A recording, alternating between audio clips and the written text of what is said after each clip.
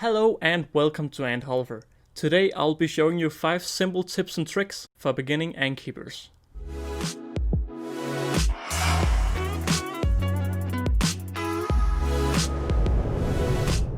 Trick number 1. So, if you have a little bit of stability problems with your test tubes, a very easy little life hack is to just glue 4 small bubbles with some hot glue on the test tube, and then it will keep itself steady. Another easy method is just to take a little pipe that can fit over the test tube and then glue 4 small pieces to the pipe. Therefore you don't have to ruin your test tube, you only have to ruin your pipe, which is very easily replaceable. It can also be moved from one test tube to another very quickly. Number 2. Another thing that beginning ant keepers might forget is that a test tube is not necessarily meant to be for a founding queen and her first workers. It can also be a water feeder. You can buy not that expensive water feeders, but again, if you're on a budget and you're new to the hobby, you can also just take a test tube, fill it up completely with water, and then put some cotton wool in. That will work just fine. Just be careful that you don't have ant species that like chewing in cotton wool, because then after a while it may leak and then the test tube will run out of water. I have a separate video introducing new ant keepers for test tubes. If you want to see that, the link is in the top right corner. Number 3. So, when I began ant keeping, I didn't really fancy killing mealworms and other animals like that. I decided to give my ants some pre-killed and heated mealworms, but my ants didn't really fancy that, and after a while I noticed that ants love raw chicken, or cooked chicken for that matter. If you buy some pre-killed mealworms and your ants don't really seem to like it, you can just use some normal human food like chicken.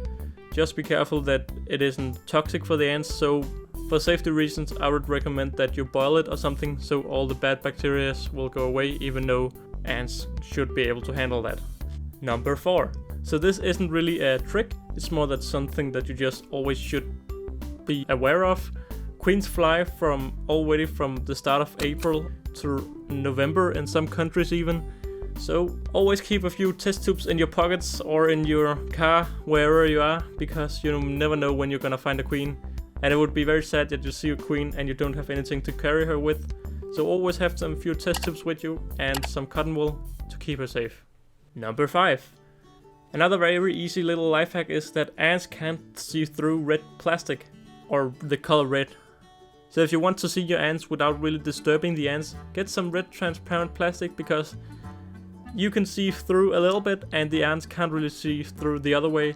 So even though it isn't the best for viewing, it's better than just seeing tinfoil or something else that I used in the beginning of my ant keeping life. And a little bonus one, do a lot of research. I know you're doing some research right now since you're seeing this video, or you're just maybe a fan or interested in the hobby.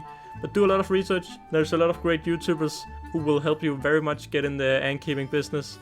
On my channel I have a little recommended tab where I have chosen all my favorite ant keepers. Most of these have some very good tutorial videos, so if you have the time, do a lot of research.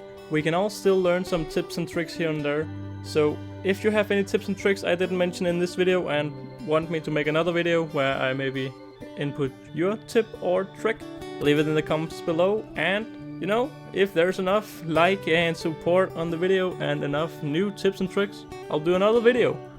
And yeah, that's been it for this little 5 tips and tricks, even though it is 6. Don't forget to like and subscribe, and hopefully I'll see you in another video. Have a great day. Bye!